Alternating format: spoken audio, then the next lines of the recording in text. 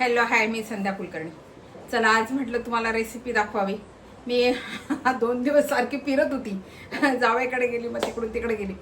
त्याच्यामुळे मला काही रेसिपी दाखवते. मी बाहेरचं दाखवलं, पण रेसिपी काही दाखवता आली नाही. म्हटलं चला आज रेसिपी दाखवावी तुम्हाला. तर आता बघा, मी आज ना तोंडल्याची भाजी करणार आहे. तर ही भाजी मी कशी करते, मी तोंडल्याची भाजी रस्सा करते. आता ती रस्सा भाजी मी कशी करते ही रेसिपी तुम्हाला दाखवायची मला, म्हणून मग आता ही रेसिपी दाखवते. त्याला तोंडले, अर्थात तो भाजी तोंडल्याची म्हटल्यावर तोंडले लागणार, मग तोंडले. आणि याला लागणारं साहित्य सांगते बरं का तुम्हाला. तोंडले, हा बारीक चिरलेला कांदा लागतो, आणि हा टमाटा मी मुद्दा मोठा मोठा चिरला, कारण हा मिक्सरमधून मला काढायचा म्हणून. हा टमाटा, आणि इकडे बघा लाल तिखट लागते, हळद, आणि हे धने पावडर, आणि हे लसण. आलं नाही आता माझ्याकडे, मग मी आलं नाही घेतलं, नुसतं लसणच घेतलं. लसण, आणि हा गोडा मसाला आहे, ही कसुरी मेथी आहे, आणि जिरं मोहरी. बस याला एवढंच साहित्य लागते. आता ही कशी भाजी करायची तुम्हाला सांगते मी. हे आहेत ना, हे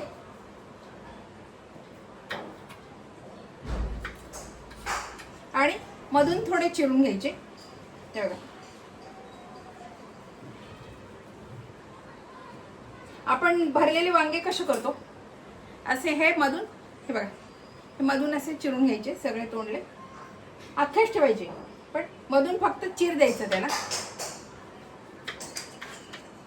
ते पूर्ण केले तर मग त्याचे तुकडे पडतील, म्हणून अर्धवट. आपण वांगे करतो तसेच हे सगळं याच्या भाज्यांचे प्रकार बरेच होतात बरं का. ह्या ज्या भाज्या आहेत ना, ह्या बऱ्याच प्रकारे, तोंडल्याची भाजी बऱ्याच प्रकारे केल्या जाते. याची पण बरेच प्रकार आहेत. कोरडी पण होते आणि रस्सा भाजी पण होते. आणि ज्यांना कांदा लसूण चालत नाही, किंवा मग नैवेद्याला वगैरे करायची असली तर त्यांना बिना कांदा लसणाची रस्सा भाजी पण होते बरं का. ती दाखवेल मी एखाद्याच रेसिपी. आता मला कांदा लसूण घालायची करायची आहे.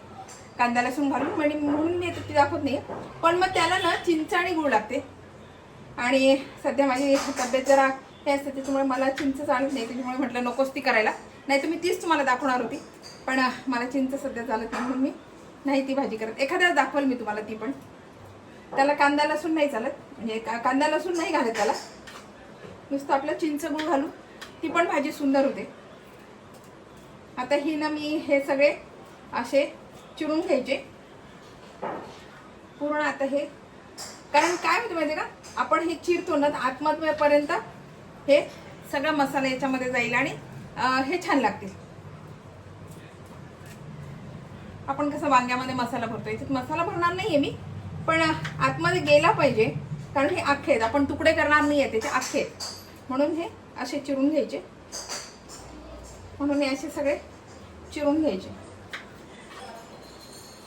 मला एक कमेंट आली होती, त्यांना मला विचारलं होतं की त्या ताईंना की तुम्ही अनारसे केले तर कुठला तांदूळ वापरला. तर खरं सांगू का, मी अनारशाला तांदूळ मी साधा कंट्रोलचा असला तरी वापरते, रेशनचा तांदूळ असला तरी वापरते. मी तांदूळ अनारशाला हाच पाहिजे असं काही नाही माझं. मी कुठलाही तांदूळ वापरते. माझ्या घरात जो अवेलेबल असेल तो मी तांदूळ वापरते. मी असं त्याच्यासाठी कोणी बरेच म्हणतो आंबे मोहर असला की मग त्याला जाळी जास्त येते, किंवा आमका असला तर जाळी, असं काही नाही. फक्त तुम्ही गुळाचं प्रमाण व्यवस्थित ठेवा. तुमचा कुठलाही तांदूळ असला तरी खराब होत नाही अनारसा. फक्त गुळाचं प्रमाण तुम्ही जे घालता ना, मी जी रेसिपी दाखवली ना ती पूर्ण जर तुम्ही फॉलो केली ना, व्यवस्थित पूर्ण बघून बघा, अर्धवट रेसिपी बघून करू नका. ती रेसिपी पूर्ण बघा, सुरुवातीपासून तर शेवटपर्यंत. आधी पूर्ण रेसिपी बघून घ्या, आणि मग लागली तर परत बघा की आता आपल्याला काय करायचं, परत बघा. पण मग अजिबात तुमचा अनारसा बिघडणार नाही. आणि मी तांदूळ कधीही, मी तांदूळ असं त्याच्यासाठी मी स्पेशल तांदूळ आणत नाही.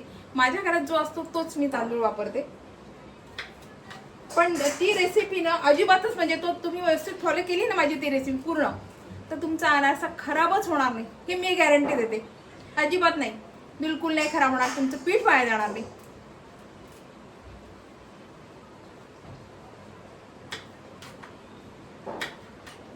फक्त थोडीशी काळजी ही घ्यायची की करताना व्यवस्थित करायचं, फार घाई करायची नाही करायची.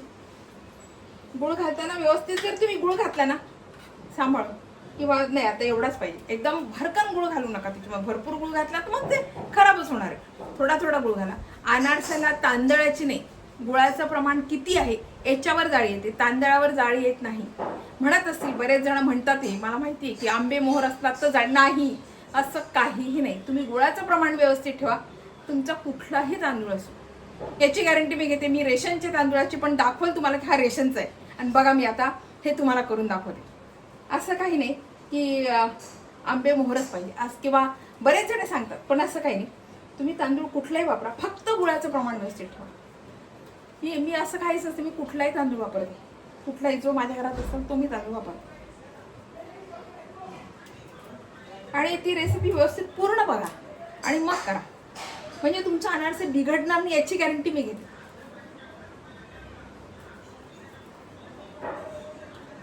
काय होते, आपण काय करतो बऱ्याच वेळा रेसिपी पूर्ण नाही बघत. कारण आता समजा आम्ही आता तुमच्याशी बोलतीये, हे चिरतीये, आता मी एवढं दाखवलं पण एवढं मी याच्यात टाकत नाही, पण तरी पण की बाबा नाही आता बरोबर पुढे काय केलं, पुढे काय केलं, पुढे काय केलं असं करतो आपण, सरकत राहतो, ते पूर्ण रेसिपी बघत नाही. त्याच्यामुळे मग काय होते, जे मेन असते ना ते चाललं जाते आणि मग आपली वस्तू बिघडते. म्हणून रेसिपी केव्हा पूर्ण बघा, माझ्याच रेसिपी तरी पूर्ण बघा, आणि मग तुम्हाला कळेल की नाही याच्यामध्ये हे घातलं होतं, त्याच्यामध्ये ते घातलं होतं, किंवा हे असं केलं होतं असं. हे आहेत हे तोंडले, तरी हे तोंडलं पिकलेलं आहे, इतकं छोटं असून हे पिकलेलं आहे, म्हणजे आता गेले नाही गेले नाही आहेत कच्चे. आणि काय काय तोंडले छोटे असून पिकलेले.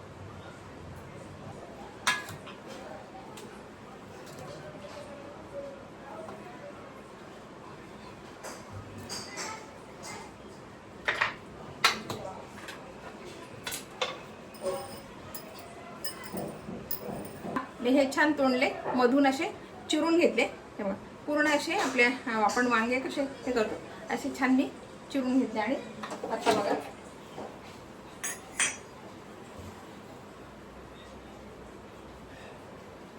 थोडं तेल घातलं मी कढई,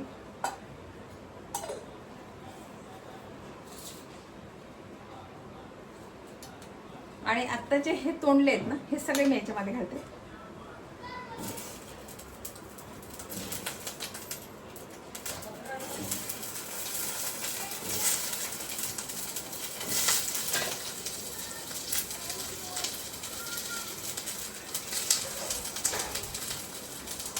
आणि आता ही थोडी हळद घालते आणि थोडं मीठ घालते.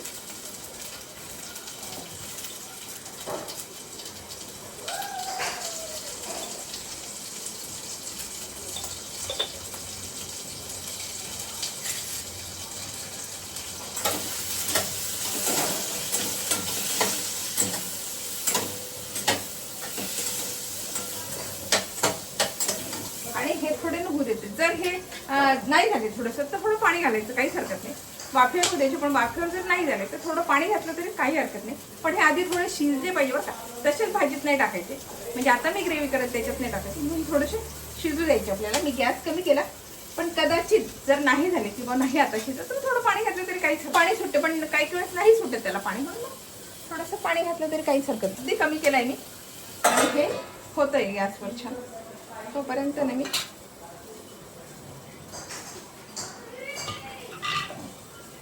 मिक्सरचं भांडं घेतलं आणि याच्यामध्ये ही कोथिंबीर घेतली आणि हे लसण, थोडं जिरं घालतीये आणि हा टमाटा मी अख्खा टाकून देते. आणि आता हे ना वाटण मी मिक्सरमधून काढते. हे बघा मी काय घेतलं, जिरं घेतलं, लसण घेतलं, कोथिंबीर घेतली आणि टमाटा घेतलं. हे मी सगळं मिक्सरमधून काढते.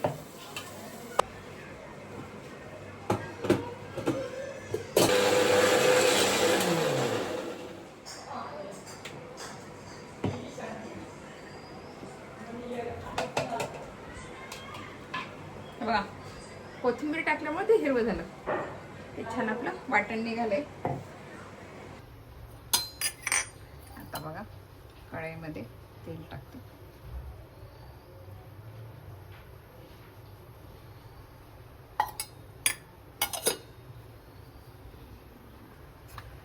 जिरं घालते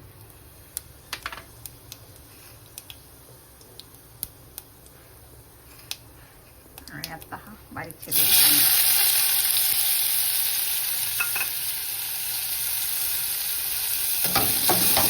आणि आता हा ना छान परतून घ्या. छान होतो ना त्याला, लाल छान होते हा कांदा. घालायचे सगळे. आता हळद घातली, तिखट घातलं, हा गोडा मसाला घातला आणि ही धने पावडर घातली. हे सगळे मसाले घालून घ्यायचे. छान परतून घ्यायचं एकदा.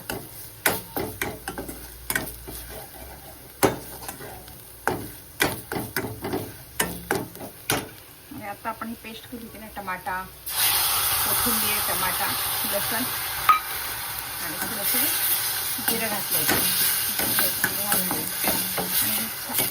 छान होईल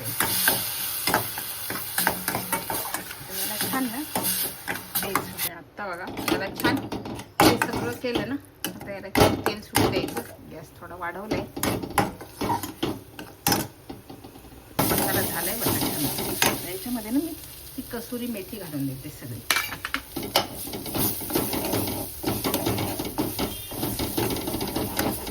हे तोडले.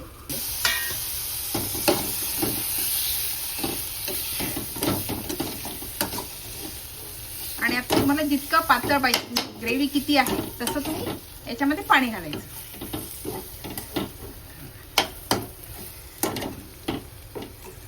याच्यामध्ये पाणी घालते. याच्यामध्ये पाणी घालते. मला किती पाहिजे तितकं पाणी घालायचं. आणि तुम्हाला जर फार तरी पातळ असं, कारण का याच्यामध्ये टमाटा आहे ना, टमाटा आणि कोथिंबीर, कांदा, त्याच्यामध्ये फार काही असा मसाला नाही आहे. जर तुम्हाला वाटलं नाही की खूपच असं खूपच पातळ आहे, थोडा घट्ट रस्सा नाही आहे, मग तिळाचं कूट घाला किंवा मग दाण्याचं कूट घातलं तरी चालते, काहीच हरकत नाही.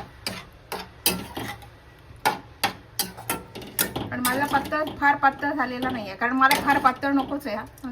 पण तुम्हाला जर पातळ लागत असेल आणि घट्ट जर म्हणजे पाहिजे असेल तर मग थोडंसं तिळाचं दाण्याचं कूट घाला. आपली भाजी तयार आहे. आता हिला थोडी उकळी येऊ देते.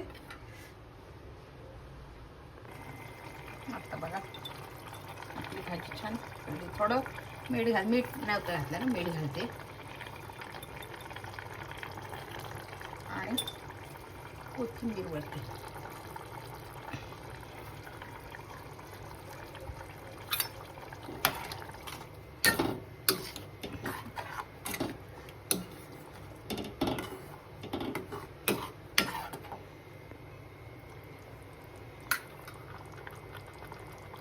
आपली भाजी तयार आहे बघा.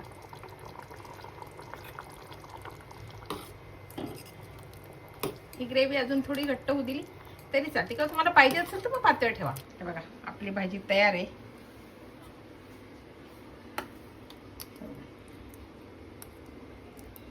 आणि हे तोडले छान वाफवून घेतले ना, त्याच्यामुळे याच्यात काही फार असे मला शिजू द्यावं लागले, कारण आपण आधी तेलामध्ये छान असे वाफवून घेतले होते. ते थोडंच टेक लागलं पण वाफवून घेतले होते छान.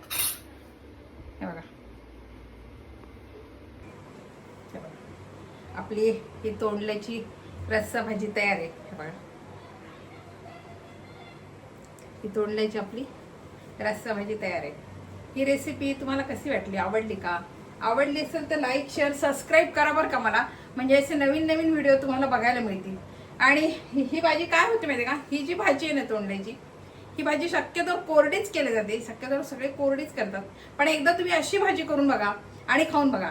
ही गोडांबट पण होते. मी बोलता बोलता मगाशी तुम्हाला सांगितलं की हे गोडांबट पण केल्या जाते आणि अशी पण केल्या जाते. बिना कांदा लसणाची पण भाजी केल्या जाते. ती मी आता एखाद्याच तुम्हाला दाखवल की तोंडल्याची भाजी बिना कांदा लसणाची कशी करायची. आणि अशी पण केल्या जाते. काय असते, एक भाज्या 4 प्रकारे केल्या ना तर त्याची चव वेगळी वेगळी लागते. तशातला हा प्रकार आहे. ही करून बघा. ही आपण भातासोबत खाऊ शकतो आणि पोळीसोबत, भाकरीसोबत, कशासोबत पण खाऊ शकतो ही भाजी. ते करून बघा. लाईक करा, शेअर करा बरं का माझ्या चॅनलला. बाय.